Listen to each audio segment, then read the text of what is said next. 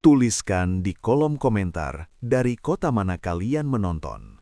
Semoga yang like dan subscribe channel ini dimudahkan segala urusannya, dilapangkan rezekinya, disehatkan badannya, dan dikabulkan semua hajat dunia akhirat oleh Allah Subhanahu wa Ta'ala. Amin ya Rabbal Alamin. Sekarang, mari kita mulai ceritanya.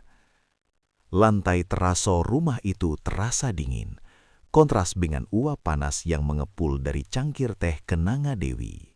Pagi itu, seperti pagi-pagi sebelumnya selama 20 tahun terakhir, Bima Cakrawala duduk di meja makan kayu jati yang berat, membaca koran cetak yang sudah lusuh. Rumah itu, meskipun sederhana, berdiri kokoh di atas fondasi yang dibangun Bima dengan keringat dan cicilan panjang. Sebuah monumen integritas yang ia junjung tinggi. Suara gesekan sepatu kulit mahal memecah keheningan.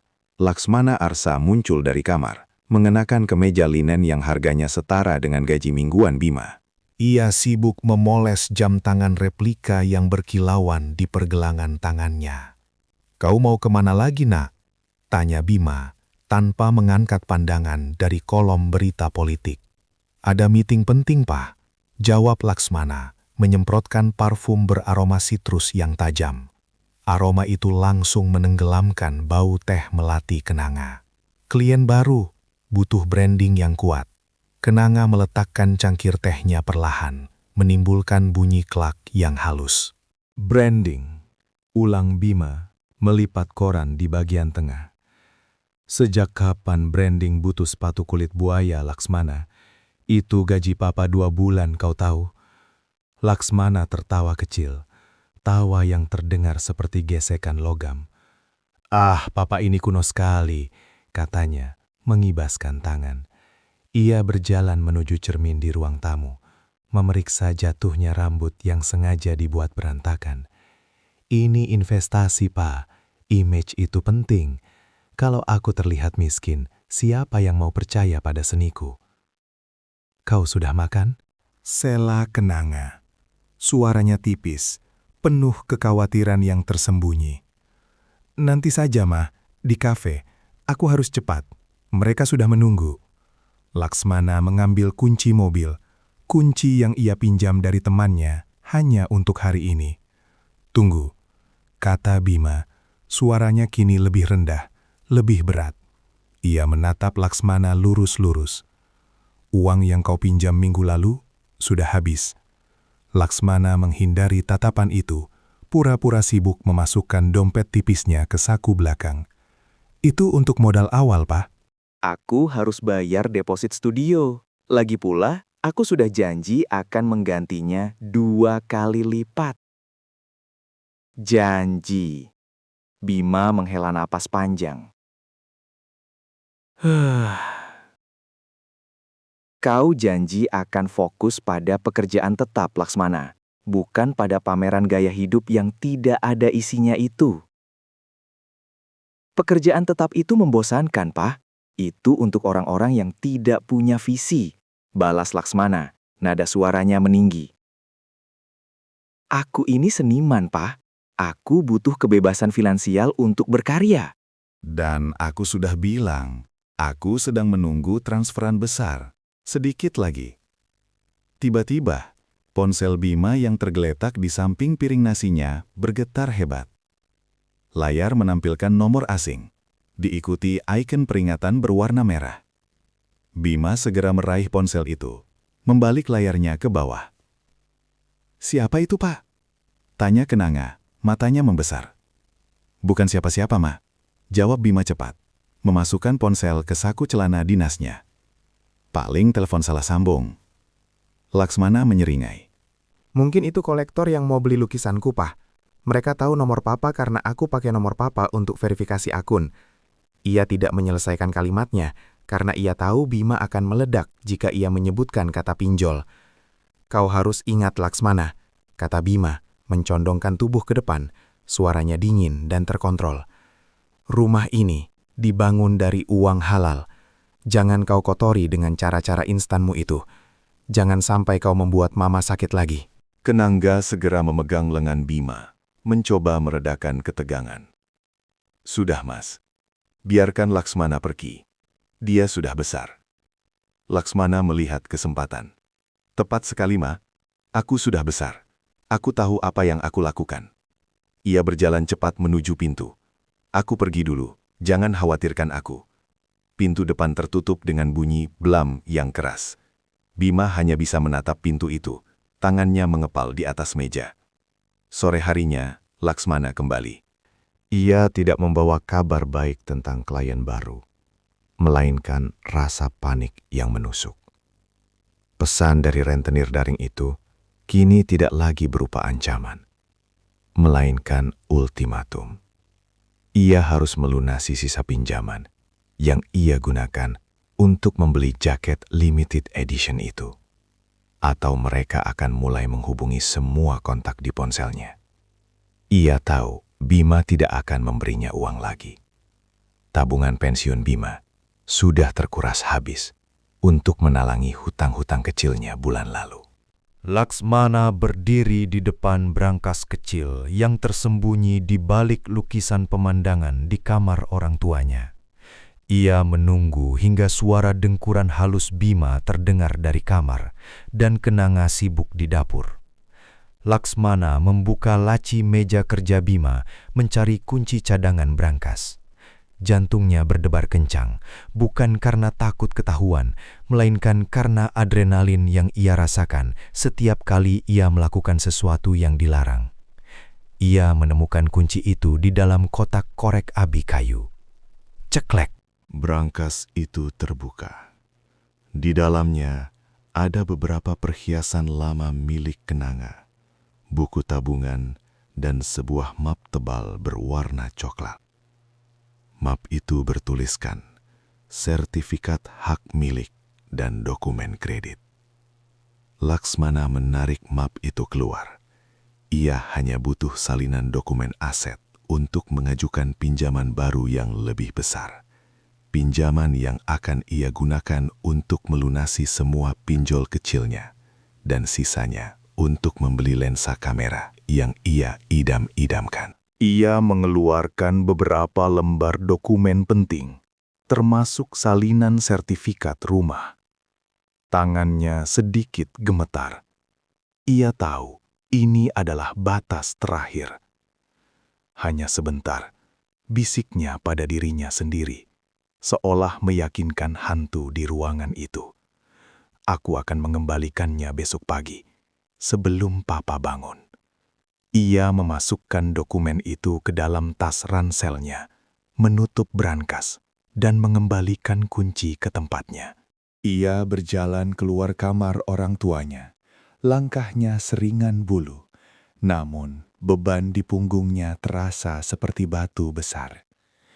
Di ruang tengah, ia berhenti sejenak.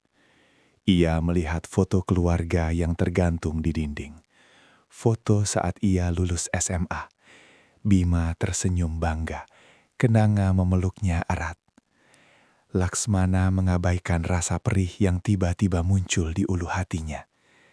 Ini demi masa depanku, pikirnya cepat. Mereka tidak mengerti. Aku hanya meminjam sebentar. Aku akan menjadi sukses, dan semua ini akan terbayar. Mereka akan berterima kasih padaku nanti. Ia membuka pintu rumah, melangkah keluar ke dalam kegelapan malam, membawa serta aset paling berharga keluarganya, tanpa menyadari bahwa ia baru saja menarik pelatuk yang sudah lama disiapkan oleh takdir.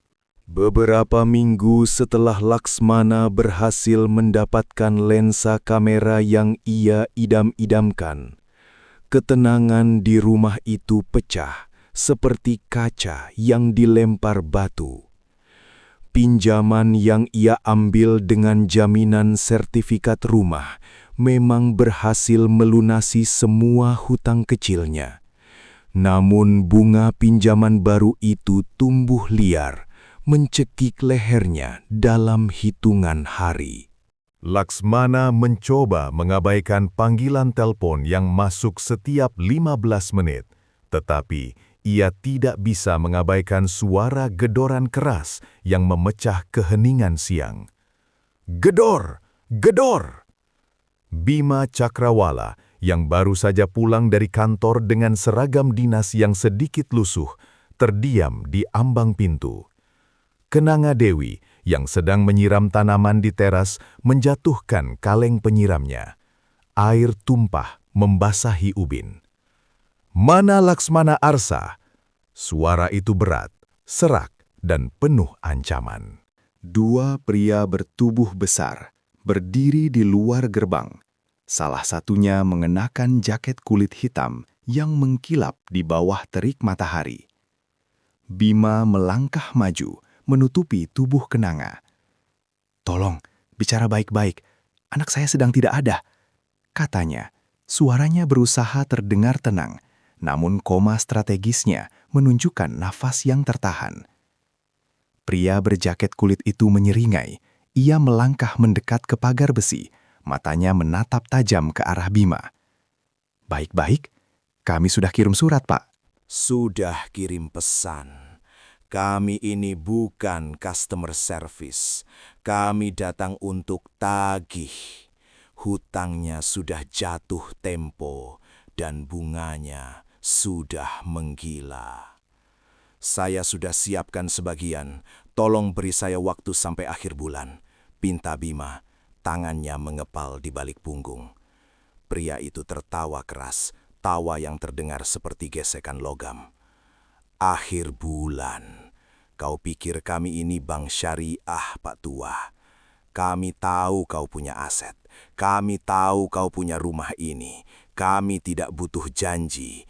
Kami butuh uang. "Kalau tidak, kami ambil jaminannya." Kenanga terhuyung. Ia mencengkeram lengan Bima. Wajahnya pucat pasi. Apa? Jaminan apa, Mas Bima?" Bima menoleh sekilas ke arah istrinya. Matanya memancarkan permohonan agar Kenanga diam. "Tidak ada apa-apa, Bu. Masalah kantor," katanya. Bohong. Masalah kantor. Pria berjaket kulit itu meludah ke samping. "Masalah anakmu yang sok kaya, Bu. Dia pinjam uang untuk beli mainan mahal. Pakai sertifikat rumah ini sebagai jaminan. Anakmu itu Penipu kelas kakap. Laksmana yang mendengar semua itu dari balik pintu kamarnya yang tertutup, merasakan darahnya mengalir dingin. Ia mencengkram ponselnya, melihat notifikasi dari teman-temannya yang sedang mengomentari foto lensa barunya. Ia tidak berani bergerak. Di luar, Kenanga menjerit kecil. "Tidak mungkin, Laksmana tidak mungkin." "Dia mungkin, Bu," kata pria itu dingin. Ia mengeluarkan sebuah map dari tasnya dan menunjukkannya kepada Bima. "Tanda tangan anakmu ada di sini." Kami sudah sah secara hukum. Kalau besok uangnya tidak ada, kami akan datang lagi. Dan kali ini, kami bawa surat perintah penyitaan. Bima hanya berdiri tegak, membiarkan penghinaan itu menimpanya. Ia tidak membantah, tidak berteriak. Ia hanya menatap kedua penagih utang itu dengan pandangan yang kosong. Pandangan yang jauh lebih menyakitkan daripada amarah. Setelah kedua pria itu pergi, meninggalkan bau rokok dan ancaman yang menggantung di udara, Kenanga ambruk. Bima segera membawanya masuk.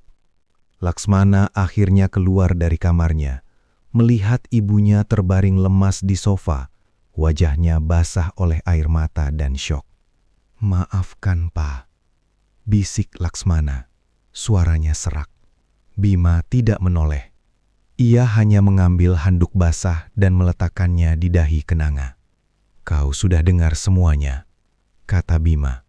Tanpa intonasi, "Kau sudah tahu apa yang kau lakukan." Laksmana ingin membela diri, ingin mengatakan bahwa ia akan mencari uang itu, bahwa ia akan menjual kameranya. Tetapi kata-kata itu tertahan di tenggorokannya. Ia melihat kerutan baru di wajah Bima, kerutan yang muncul karena kelelahan yang akut. 2 hari kemudian, Bima dan Kenanga duduk di meja makan yang kini terasa terlalu besar dan terlalu sunyi.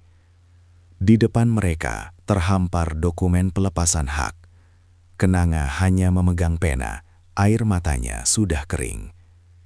"Kita akan pindah kemana, Mas?"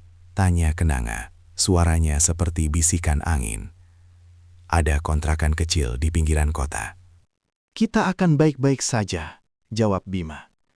Ia mengambil pena itu dari tangan Kenanga, menandatangani bagiannya dengan gerakan yang lambat dan pasti. Laksmana berdiri di ambang pintu dapur, menyaksikan monumen kehancuran keluarganya. Ia melihat Bima menatapnya sekilas, tatapan yang tidak mengandung kebencian, hanya kekecewaan yang sedingin es. Laksmana merasa dirinya adalah racun yang perlahan membunuh segalanya. Proses pengosongan rumah berlangsung cepat. Laksmana membantu Bima mengepak barang-barang lama. Debu berterbangan di udara, menciptakan suasana berkabung yang nyata. "Ini map apa, Pak?" tanya Laksmana, mengangkat sebuah map bank tebal berwarna coklat yang ia temukan di bawah tumpukan buku tabungan lama. Map itu terasa berat dan usang. Bima, yang sedang melipat selimut, berhenti. Ia tidak menoleh. "Itu dokumen lama, buang saja," katanya. Laksmana tidak membuangnya. Ia duduk di lantai yang dingin, membuka map itu. Di dalamnya ada salinan perjanjian kredit hipotek jangka panjang.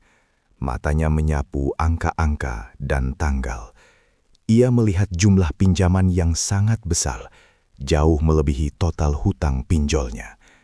Ia melihat tanggal perjanjian, 1998. Ia melihat kolom status, outstanding balance. Laksmana membaca lagi. Hutang pinjolnya yang memaksa penjualan rumah hanya sekitar 30% dari total nilai jual yang disepakati. 70% sisanya adalah untuk melunasi hutang yang sudah ada sejak 25 tahun lalu.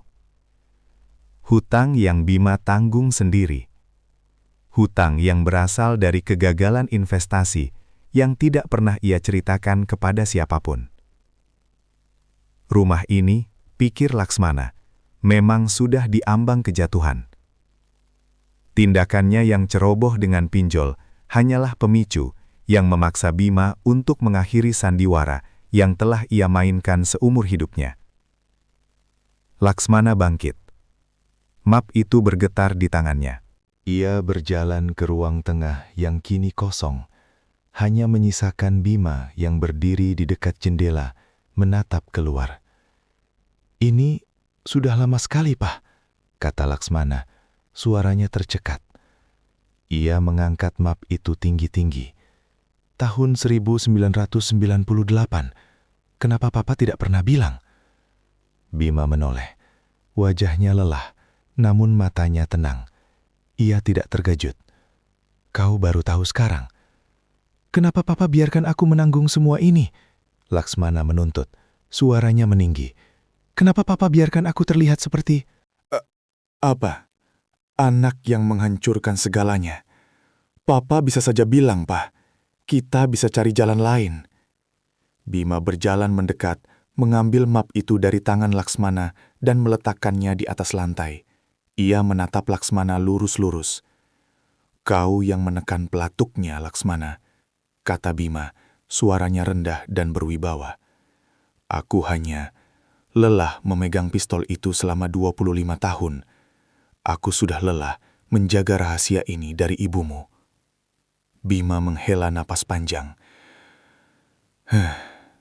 "Aku sudah gagal sejak lama." Sejak kau masih bayi, aku tidak mau ibumu menanggung kesedihan ganda. Aku tidak mau dia tahu bahwa rumah ini, yang dia anggap monumen integritasku, sebenarnya adalah penjara hutang yang aku ciptakan sendiri. Jadi, Papa memilih untuk membiarkan aku menanggung rasa malu publik ini. Laksmana mundur selangkah. "Ya," jawab Bima singkat. "Aku memilih untuk melunasi semua dosa finansialku sekaligus. Dan kau, Laksmana, kau memberiku alasan yang sempurna untuk mengakhirinya." Kau memberiku kambing hitam yang bisa aku tunjukkan kepada dunia, agar ibumu tidak perlu tahu bahwa suaminya adalah seorang pengecut yang gagal. Laksmana merasakan lututnya lemas.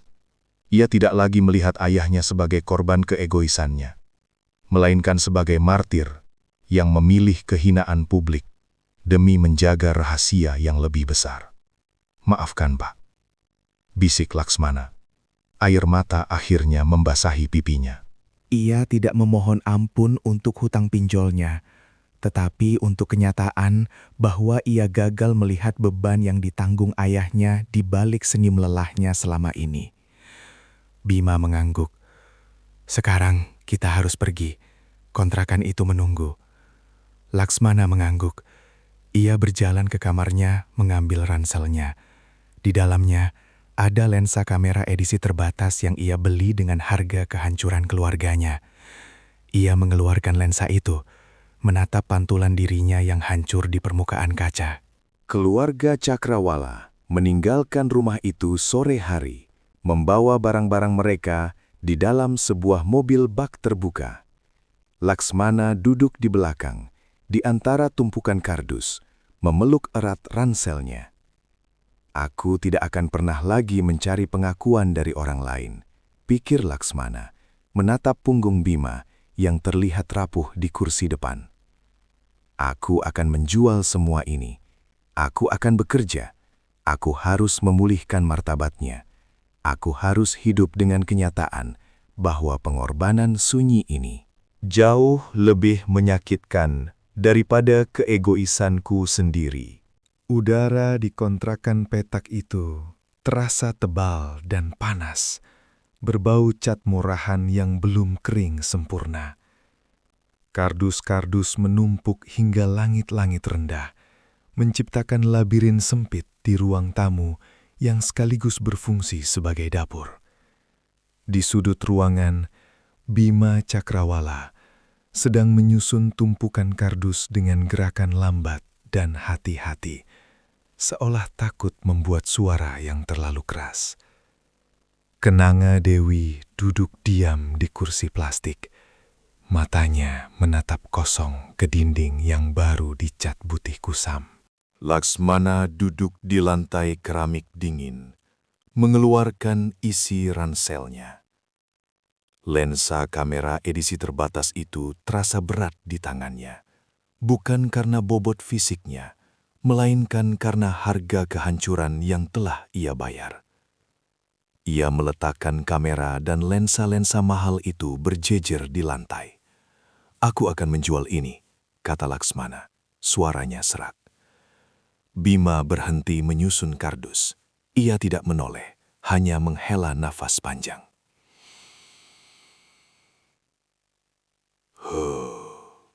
Untuk apa? Tanya Bima. Nadanya datar, tanpa intonasi. Untuk modal, Pak. Untuk melunasi sisanya, dan untuk mencari pekerjaan yang benar, jawab Laksmana. Ia tahu uang hasil penjualan itu hanya setetes air di lautan hutang lama Bima. Tetapi ini adalah satu-satunya cara ia bisa memulai. Bima akhirnya berbalik. Ia menyeka keringat di pelipisnya dengan punggung tangan yang kasar. Kau tidak perlu melakukan itu, katanya. Itu barang-barangmu. Kau butuh itu untuk karir senimanmu. Laksmana menggeleng. Ia mengambil lensa tele, memutarnya di tangannya. Pantulan dirinya yang hancur terlihat jelas di permukaan kaca. Karir seniman itu sudah mati, Pak, katanya pahit. Mati di depan rumah kita yang disita. Aku akan menjualnya ke toko bekas di Jalan Merdeka. Mereka menawar harga yang lumayan. Kenanga yang sedari tadi diam, tiba-tiba bergerak. Ia meraih tangan Laksmana. Genggamannya lemah. Jangan, Nak. Itu mahal. Nanti kau menyesal. Bisik Kenanga, matanya berkaca-kaca. Ia masih melihat nilai materi, belum sepenuhnya memahami kedalaman krisis moral yang terjadi. Tidak, Bu, kata Laksmana, menarik tangannya perlahan. penyesalan yang sebenarnya sudah terjadi. Ini hanya harga yang harus dibayar. Bima melangkah mendekat, kakinya menyeret di lantai. Ia menatap Laksmana, lalu menatap kamera yang mengkilap itu. Kontras antara kemewahan benda itu dengan kesederhanaan kontrakan ini terasa menusuk. "Kau yakin, Laksmana?" tanya Bima, suaranya rendah, dingin. Kau tidak akan kembali lagi ke gaya hidupmu yang lama. Laksmana menelan ludah. Aku tidak akan, Pak. Aku sudah melihat harganya. Aku sudah melihat betapa mahalnya harga sebuah citra. Katanya, menekankan kata mahal. Aku akan mencari pekerjaan kasar. Apa saja. Aku tidak butuh pengakuan dari media sosial lagi. Bima mengangguk perlahan. Ia mengambil salah satu kardus kosong yang baru saja ia lipat, lalu menaruhnya di atas tumpukan lensa kamera Laksmana, menutupi barang-barang itu dari pandangan. "Baiklah," kata Bima. "Kalau begitu, jangan pernah kau berani melihat ke belakang. Kau harus jadi laki-laki, Laksmana. Kau harus memulihkan martabat yang sudah kau injak-injak." Laksmana mengangguk, mengambil ranselnya dan memasukkan semua peralatan itu ke dalamnya. Ia mencium tangan kenanga yang masih terlihat pucat dan dingin. Bima hanya berdiri di ambang pintu, mengawasi. "Aku pergi dulu, Pak," kata Laksmana. "Hati-hati," jawab Bima, tanpa ekspresi. Laksmana berjalan keluar, merasakan panas matahari membakar kulitnya. Ia tidak lagi merasa malu berjalan kaki membawa ransel berisi barang mahal yang akan ia jual murah. Rasa malu itu telah digantikan oleh beban yang jauh lebih berat. Beban rahasia Bima. "Aku bukan lagi anak yang mencari pujian. Aku adalah penjaga rahasia, pikir Laksmana, melangkah menjauhi kontrakan sempit itu. Rahasia yang jauh lebih besar daripada keegoisanku. Aku harus memulihkan martabatnya sepotong demi sepotong. Karena dia memilih kehinaan publik demi menyelamatkan kami dari kebenaran yang lebih menyakitkan. Dan aku harus hidup dengan pengorbanan sunyi itu." Matahari siang di Jalan Kalisari terasa seperti palu godam yang memukul tengkuk. Laksmana berjalan cepat. Ranselnya terasa berat. Bukan karena isinya, melainkan karena beban yang ia bawa dari kontrakan sempit itu. Ia berhenti di depan sebuah toko elektronik bekas yang tidak mencolok, jauh dari pusat perbelanjaan mewah, tempat ia biasa membeli kopi. Papan namanya berkarat, dan di dalamnya, lampu neon berkedip-kedip malas. Seorang pria paruh baya dengan kemeja lusuh, Pak Herman, sedang membersihkan etalase kaca yang berdebu. Ia mendongak ketika Laksmana masuk, menatap sepatu sneakers mahal yang kontras dengan lantai semen yang kotor. "Ada yang bisa saya bantu, Nak?" tanya Pak Herman. Suaranya serak. Laksmana melepaskan ranselnya, meletakkannya di atas meja kayu yang penuh goresan. Debu berterbangan sedikit. "Saya mau jual semua ini," kata Laksmana, membuka resleting ransel. Ia mengeluarkan kamera mirrorless dengan bodi magnesium alloy, diikuti 3 lensa premium yang mengkilap.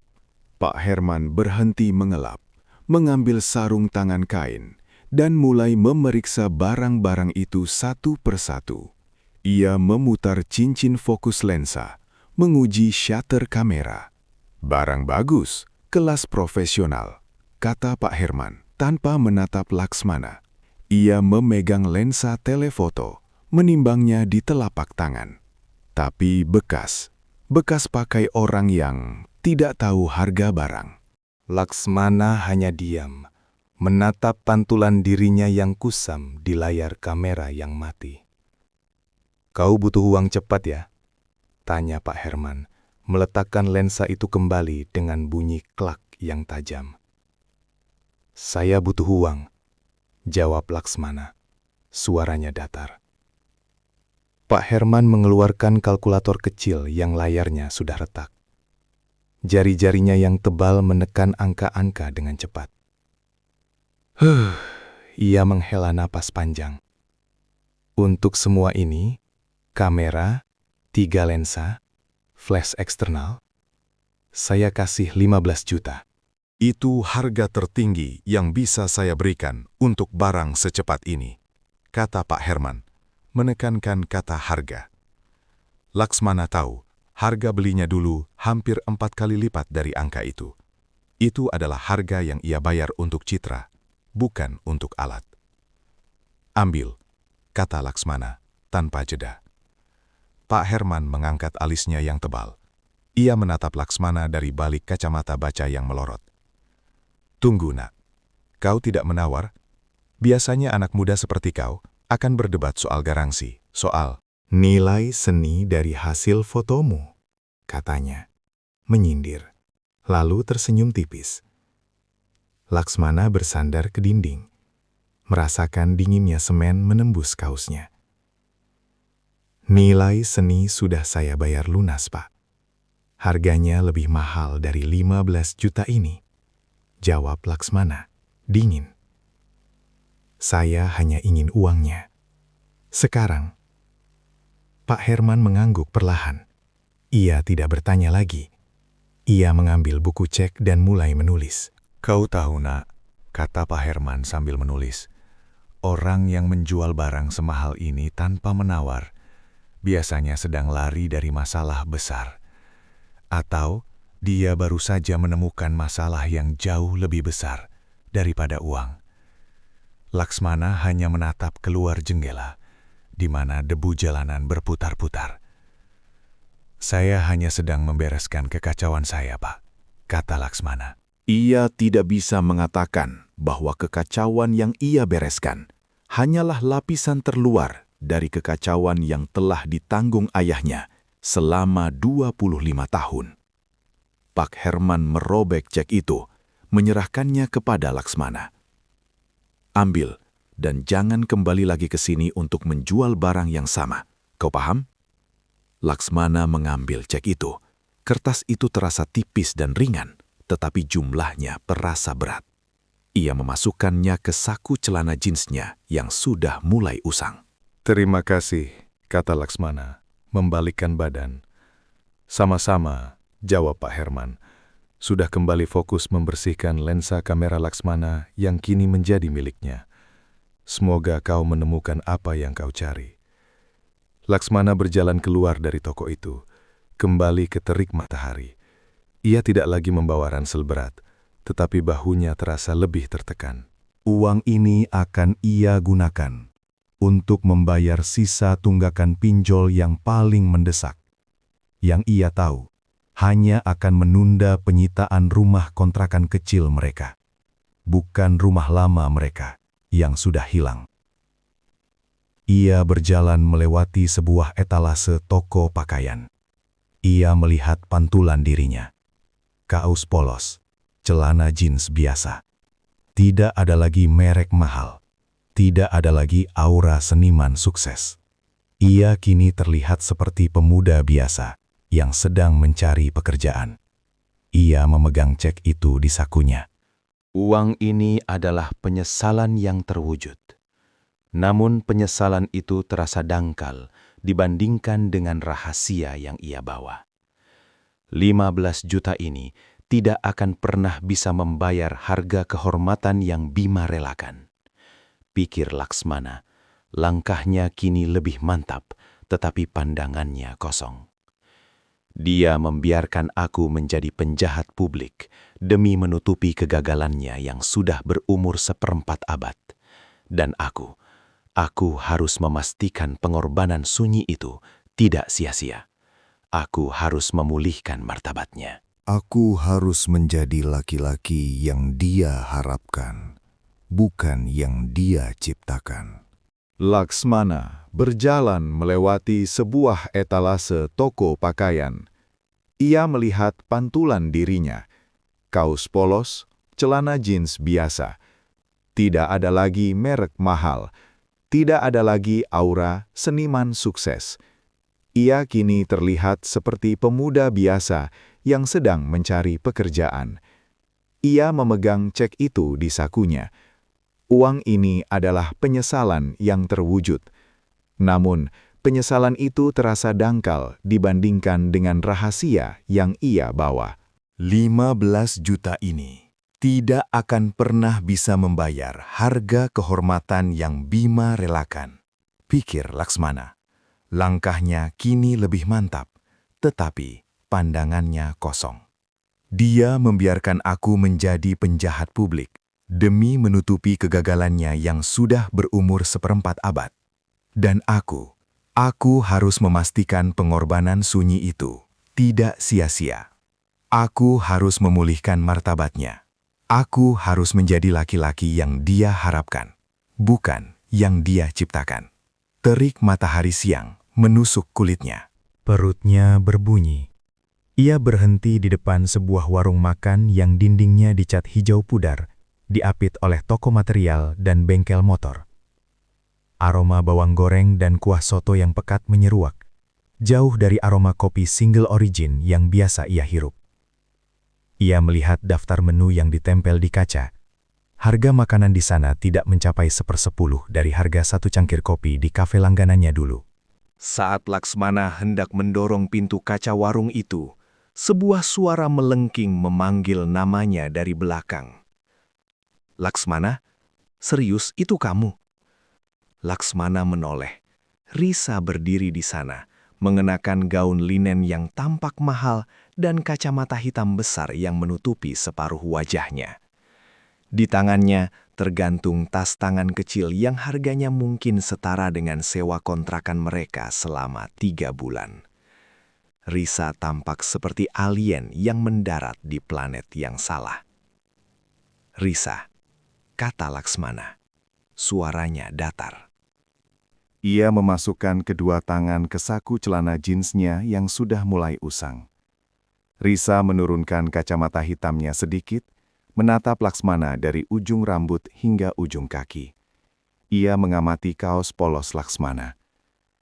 "Aku pikir kau sedang syuting film indie yang low budget," kata Risa, senyumnya tipis dan sinis.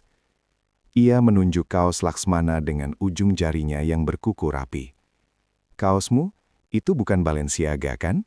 Tidak semua hal harus berlabel, Risa, kata Laksmana, menahan diri untuk tidak memalingkan wajah. Ia merasakan lipatan cek di saku, terasa seperti beban yang mengingatkannya pada kehinaan.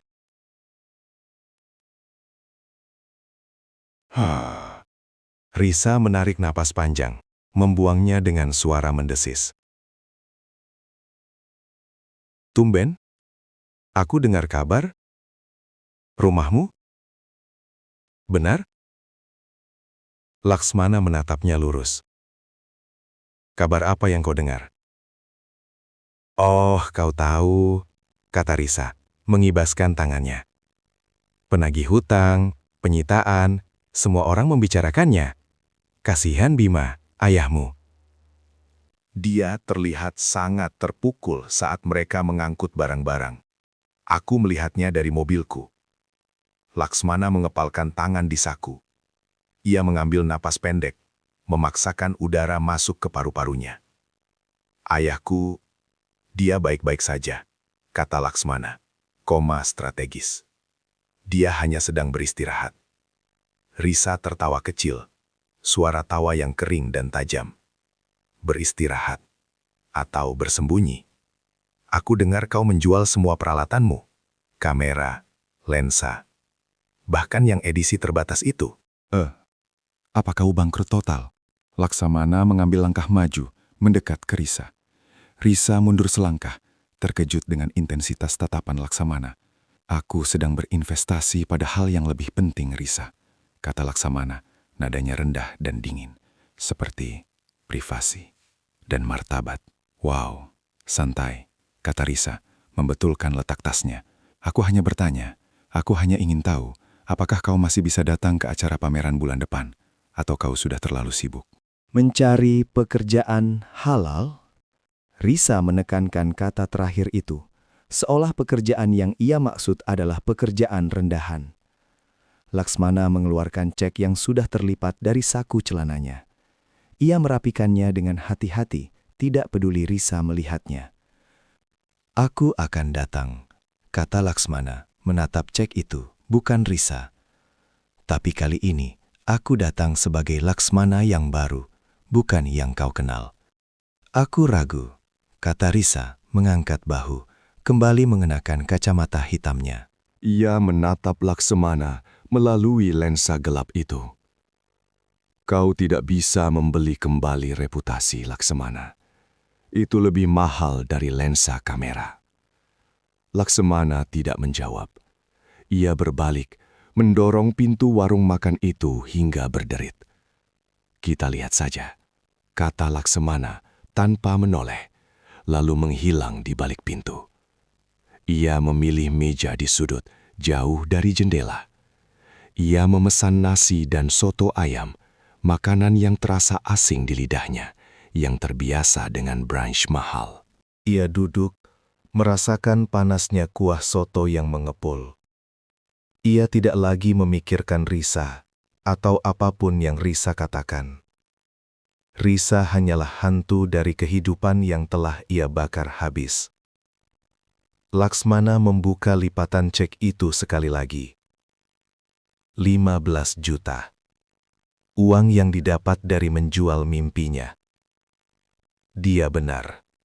Reputasi tidak bisa dibeli, pikir Laksmana, mencelupkan sendok ke dalam kuah.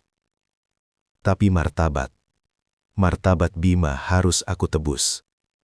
Aku harus mulai dari sini. Dari nol. Dari soto ayam yang harganya tidak lebih dari Rp20.000. Ia menelan suapan pertamanya. Rasanya asin, panas, dan nyata. Aku harus mencari pekerjaan, bukan untuk gengsi, tapi untuk membayar utang yang bukan hanya utangku.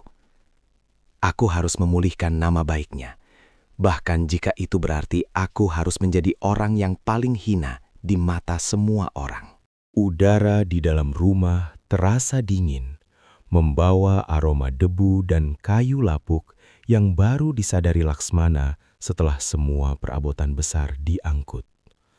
Hanya tersisa kotak-kotak kardus yang ditumpuk di ruang tengah, menunggu truk pengangkut terakhir. Rumah itu kini terdengar asing. Setiap langkah kaki bergema seolah menertawakan kesunyian yang tercipta.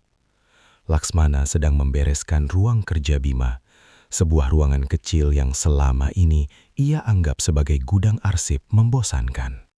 Ia menyeka keringat di dahinya, lalu mengangkat sebuah kotak berisi tumpukan map dan buku rekening usang. Di dasar kotak, tersembunyi di bawah tumpukan kwitansi tahun 2005, ia menemukan sebuah map bank yang tebal, warnanya kuning kecoklatan dimakan usia. "Ini apa?" gumam Laksmana, menarik map itu keluar. Ia duduk di lantai yang dingin, membuka map itu dengan hati-hati. Di dalamnya, ada salinan perjanjian kredit hipotek jangka panjang. Tanggalnya mencolok, 1998. Jauh sebelum Laksmana mengenal pinjol, jauh sebelum ia mengenal kamera mahal, ia membaca angka-angka itu, matanya menyipit, mencoba mencerna istilah-istilah hukum yang rumit. Jumlah pokok pinjaman yang tertera di sana jauh lebih besar dari total utang pinjol yang ia timbulkan. Utang pinjolnya yang memaksa Bima menjual rumah ini hanyalah sepertiga dari total nilai jual yang disepakati. 2/3 sisanya yang selama ini Bima tutupi dengan pembayaran bunga yang mencekik adalah hutang lama ini. Hutang yang seharusnya sudah lunas, namun terus diperpanjang karena kegagalan investasi yang terjadi 25 tahun lalu. Laksmana merasakan darahnya surut. Ia tidak menghancurkan rumah ini. Ia hanya menyediakan pemicu yang sempurna. Ia menemukan Bima sedang duduk di teras belakang, memandangi kebun kecil yang kini gersang. Bima memegang cangkir teh yang sudah dingin. Punggungnya terlihat sangat tua. Laksmana berjalan mendekat. Map usang itu ia genggam erat. "Ayah," panggil Laksmana, suaranya serak. Bima tidak menoleh. Ia hanya mengangguk kecil. "Sudah selesai berkemas?" "Ini," kata Laksmana, menjatuhkan map itu di meja kayu di hadapan Bima. Suara kertas tebal itu terdengar keras, memecah keheningan. "Tahun 98, 25 tahun. Kau membayar ini selama 25 tahun. Bima mengambil cangkirnya, meniup uap yang tidak ada. "Kau sudah melihatnya. Aku pikir aku yang menyebabkan semua ini," kata Laksmana. Suaranya mulai bergetar. Ia menunjuk map itu. "Hutangku hanya pemantik. Rumah ini memang sudah diambang kehancuran ayah." Bima meletakkan cangkir itu perlahan. Semua hutang adalah hutang. Besar atau kecil sama saja. "Tidak sama!" Laksmana meninggikan suaranya, namun segera meredamnya. Ia tidak ingin Kenanga yang sedang beristirahat di kamar mendengar pertengkaran ini. "Kau tahu betapa besarnya beban ini? Kau hidup di bawah ancaman penyitaan selama 1/4 abad, dan kau tidak pernah mengatakan apa-apa pada ibu?"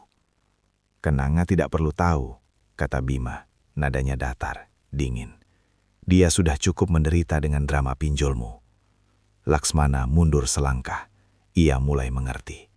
Kamu biarkan semua orang berpikir aku yang menghancurkan kehormatanmu. Kau membiarkan tetangga, teman-temanku, bahkan ibu percaya bahwa keegoisanku adalah satu-satunya alasan kita kehilangan rumah ini."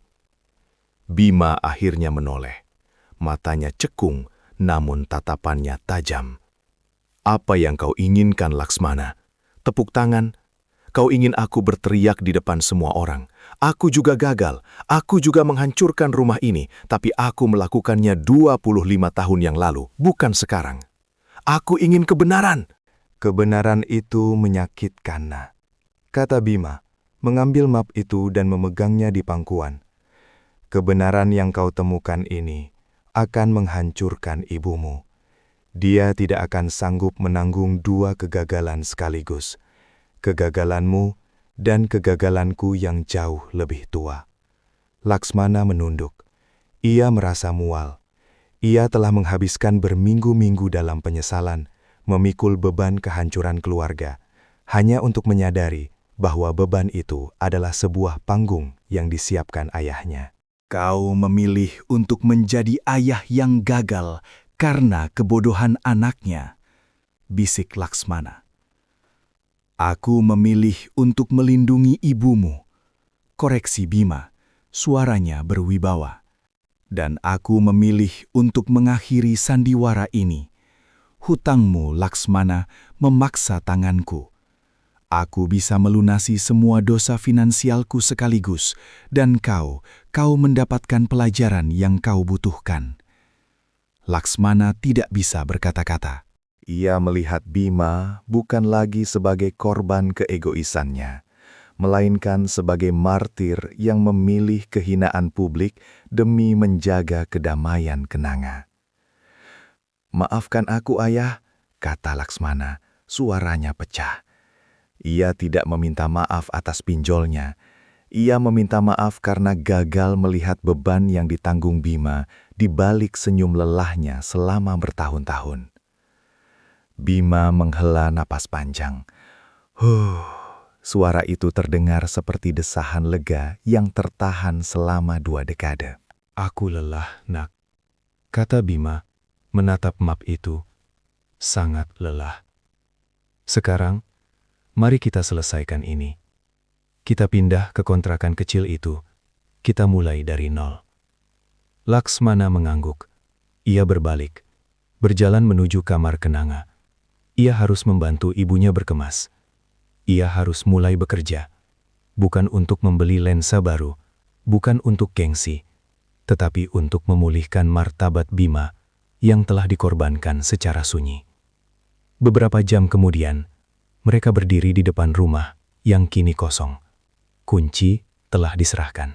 Laksmana melihat Bima menatap pintu depan untuk terakhir kalinya. Tidak ada air mata, hanya kelelahan yang mendalam. Mereka naik ke mobil bak terbuka yang membawa sisa barang-barang mereka menuju kontrakan kecil di pinggiran kota.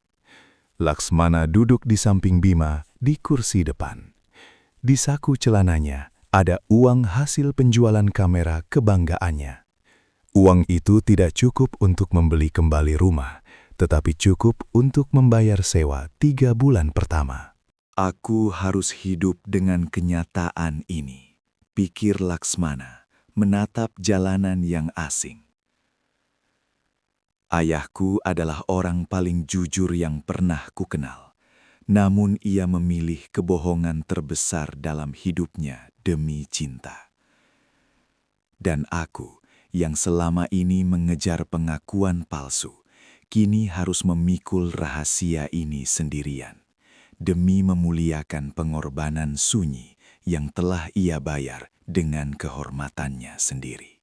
Udara di kontrakan petak itu terasa tebal dan panas, berbau cat baru yang murah dan debu yang mengendap. Hanya ada satu jendela kecil menghadap tembok beton tetangga. Laksmana menurunkan kardus terakhir yang berisi peralatan dapur, meletakkannya di lantai keramik yang dingin. Keringat membasahi kaus lusuh yang kini ia kenakan.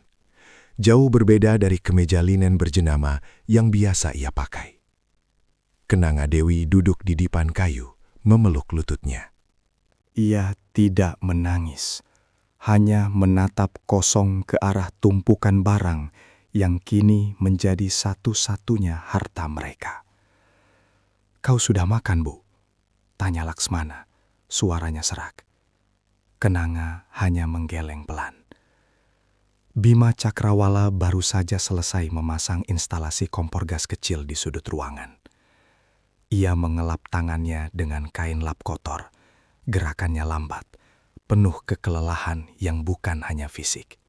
"Biar aku yang masak nasi ya," kata Laksmana, mengambil alih kantong beras. Ia berusaha keras mengisi keheningan dengan aktivitas. "Tidak perlu," potong Bima, nadanya datar. "Biar ibu yang melakukannya. Kau duduk saja dulu. Kau terlihat seperti baru pulang dari perang." Laksmana menarik napas. Ia tahu Bima tidak bermaksud memuji. Ia duduk di lantai, mengeluarkan dompet tipis dari saku celana jeansnya. Di dalamnya ada beberapa lembar uang ratusan ribu. Uang hasil penjualan kamera kebanggaannya. Lensa edisi terbatas yang dulu ia anggap sebagai perpanjangan jiwanya. "Ini," kata Laksmana, mendorong uang itu ke depan Bima. Bima menatap tumpukan uang itu, lalu menatap Laksmana. Tidak ada senyum, tidak ada rasa terima kasih. Hanya tatapan yang membaca setiap inci penyesalan di wajah anaknya. "Apa ini?" tanya Bima. Ini hasil penjualan kameraku ya," kata Laksmana menelan ludah. Aku ingin membantu untuk sewa 3 bulan pertama." Dan sisanya untuk kebutuhan kita. Bima mengambil uang itu, menghitungnya cepat dengan ibu jari. Ia memasukkannya ke saku kemejanya tanpa komentar. "Bagus," kata Bima, menyalakan rokok kreteknya. Asapnya memenuhi ruangan sempit itu. "Setidaknya kau belajar bahwa benda mati tidak bisa memberimu makan, Laksmana." "Aku tahu ya," jawab Laksmana pelan. Aku minta maaf. Untuk semuanya. Aku seharusnya mendengarkan kalian." Bima menghisap rokoknya dalam-dalam. "Mendengarkan? Kau tidak pernah mendengarkan, Nak. Kau hanya mendengar apa yang ingin kau dengar. Kau pikir Nasihat kami itu hanya angin lalu, hanya omelan orang tua yang menghalangi kebebasanmu. Kenanga terbatuk pelan di depan.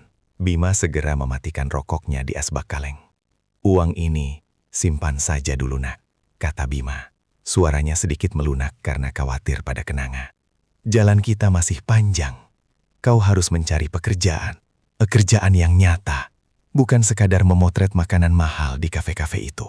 Laksmana mengangguk. Ia merasakan beban rahasia Bima menekan dadanya. Bima memilih untuk membiarkan Laksmana menanggung semua rasa malu publik, membiarkan tetangga dan kerabat berpikir bahwa rumah itu hilang karena keegoisan Laksmana. Padahal Bima sendiri sudah menahan penyitaan selama 25 tahun. "Aku sudah dapat pekerjaan ya," kata Laksmana menatap lantai. Bima mengangkat alisnya.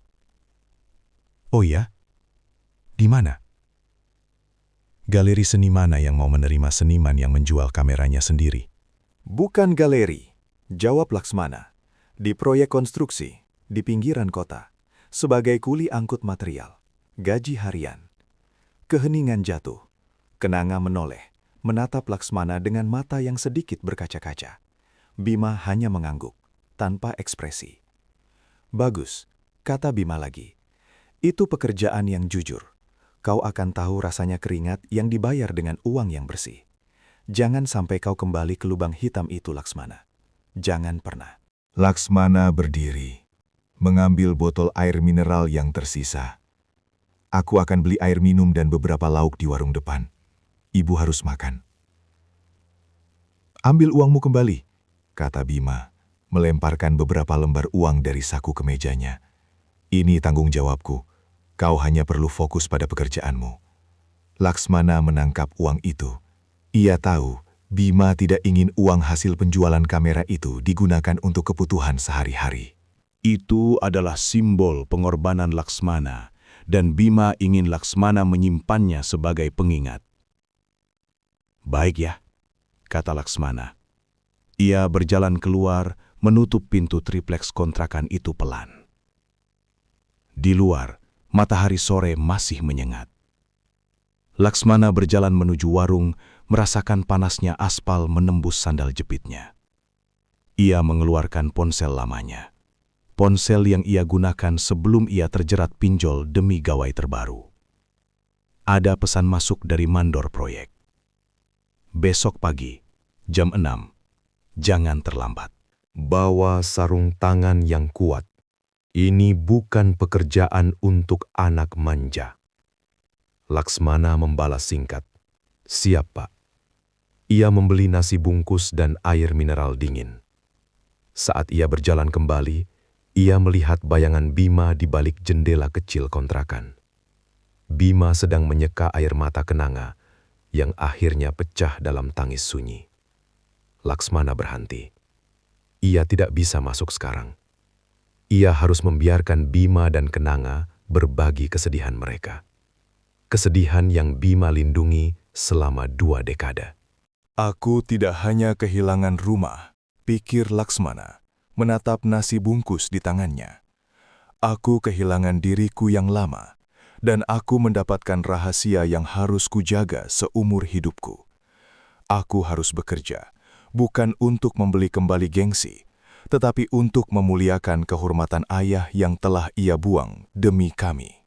Panasnya aspal yang menembus sandal jepit Laksmana kini terasa seperti kenangan lama. Sudah 3 bulan sejak mereka pindah ke kontrakan kecil di pinggiran kota itu.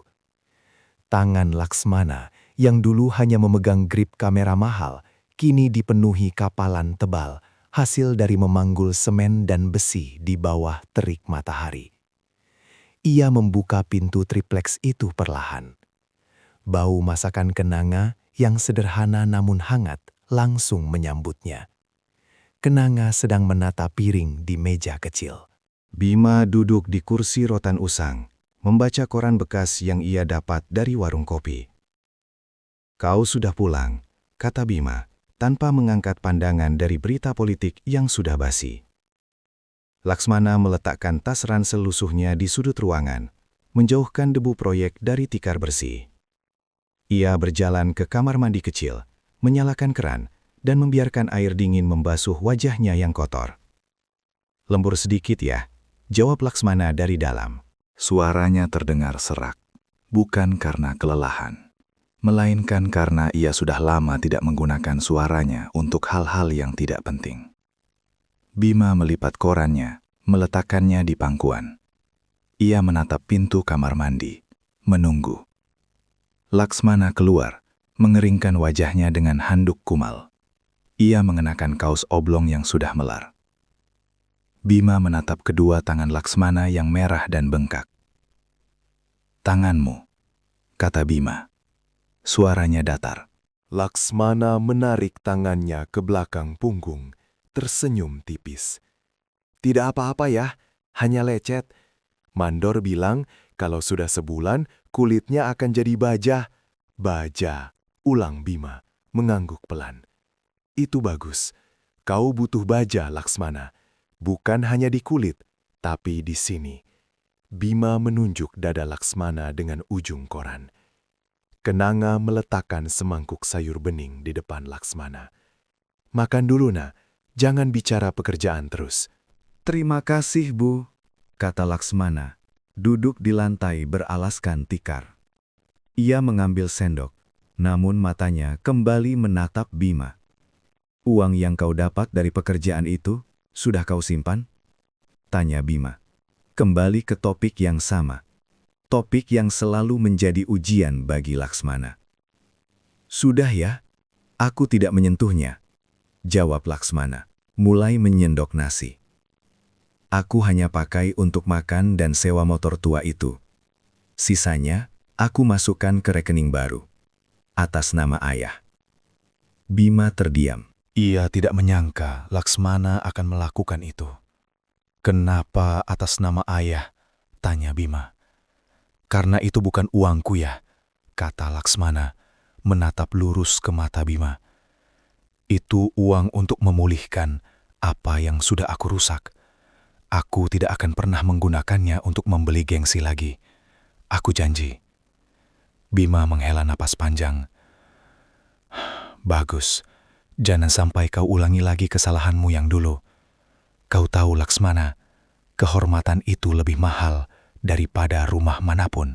Laksmana mengangguk, mengunyah nasinya perlahan. Ia tahu Bima sedang berbicara tentang pinjol, tentang keangkuhannya. Tapi Laksmana juga tahu Bima sedang berbicara tentang kehormatan yang Bima sendiri korbankan. Kehormatan yang Bima biarkan hancur di mata tetangga dan kerabat demi menutupi kegagalan investasi tahun 1998 yang jauh lebih mematikan. Setelah menghabiskan makan malamnya, Laksmana berdiri. Ia berjalan ke ranselnya, merogoh saku kecil di bagian dalam. Ia mengeluarkan sebuah bungkusan kecil, terbungkus rapi dalam kertas coklat. "Ini ya," kata Laksmana, menyodorkan bungkusan itu. Bima menatap bungkusan itu, lalu menatap Laksmana. "Apa ini?" "Rokok kesukaan ayah," jawab Laksmana. "Yang mahal sedikit. Aku tahu ayah sudah lama tidak merokok yang enak. Aku belinya dari uang lembur hari ini." Bima mengambil bungkusan itu. Tangannya yang kasar memegang kertas coklat itu dengan hati-hati. Ia membuka bungkusnya, memperlihatkan sebungkus rokok kretek premium yang biasa ia hisap 20 tahun lalu, sebelum krisis moneter dan sebelum ia harus berhemat mati-matian. "Tidak perlu," kata Bima, meskipun matanya menunjukkan sedikit kilatan yang sudah lama padam. "Uangmu harusnya kau simpan." "Ini bukan uang simpanan ya," balas Laksmana, suaranya rendah dan tegas. "Ini uang untuk memuliakan ayah. Aku tahu ayah sudah lama menanggung beban sendirian." Kenanga yang sedang mencuci piring di sudut berhenti. Suara gemericik air terhenti. Ia menoleh, menatap Bima dan Laksmana bergantian, tidak mengerti apa yang sedang mereka bicarakan. Bima menatap Laksmana. Tatapan itu bukan lagi tatapan kekecewaan sedingin es, melainkan tatapan pengakuan. Bima tahu, Laksmana sudah menemukan rahasia itu. Laksmana tahu bahwa pinjol hanyalah pemicu, bukan penyebab. Laksmana tahu bahwa Bima memilih untuk membiarkan dirinya dicap sebagai ayah yang gagal mendidik anak demi melindungi Kenanga dari kesedihan ganda. Bima menghela napas panjang, sangat panjang, seolah melepaskan beban 25 tahun. Ia meletakkan rokok itu di meja. Kau sudah dewasa rupanya. Terlambat, tapi lebih baik daripada tidak sama sekali. Laksmana berlutut di depan Bima. Ia tidak pernah melakukan ini sebelumnya. Maafkan. Ya, kata Laksmana. Suaranya bergetar. Aku tahu aku tidak akan bisa mengganti rumah itu, tapi aku akan pastikan ayah tidak perlu lagi menanggung beban sendirian. Aku akan bekerja ya. Aku akan kembalikan kehormatan ayah. Bima mengulurkan tangan, bukan untuk menepuk, melainkan untuk menyentuh kapalan di punggung tangan Laksmana. Sentuhan itu sangat ringan, hampir tidak terasa. Berdirilah, kata Bima. Kita harus makan buah yang sudah kita tanam. Kau tanam keangkuhan, kau petik kehancuran. Aku tanam rahasia. Aku petik kesunyian. Sekarang kita tanam yang baru. Bersama. Laksmana berdiri. Ia melihat Bima mengambil sebungkus rokok premium itu, membuka segelnya dan menyalakan sebatang. Asap tebal mengepul, memenuhi ruangan kontrakan yang sempit. Kenanga kembali melanjutkan cuciannya. Air kembali mengalir. Ia tersenyum tipis. Lega melihat ketegangan antara ayah dan anak itu akhirnya mencair. Meskipun ia tidak pernah tahu apa yang sebenarnya mereka bicarakan. Laksmana duduk di samping Bima, menghirup aroma tembakau mahal yang sudah lama hilang dari rumah mereka. Ia tidak lagi melihat ayahnya sebagai korban keegoisannya, melainkan sebagai martir yang memilih kehinaan publik demi menjaga rahasia yang lebih besar. Aku tidak hanya mendapatkan pekerjaan kasar dan tangan baja, pikir Laksmana, menatap asap rokok yang menari di udara panas. Aku mendapatkan kebenaran yang harus kujaga. Aku harus hidup dengan kenyataan bahwa ayah memilih untuk dianggap sebagai pecundang demi menyelamatkan kami. Dan kini, tugas utamaku bukan lagi mencari uang, tetapi memuliakan pengorbanan sunyi itu seumur hidupku.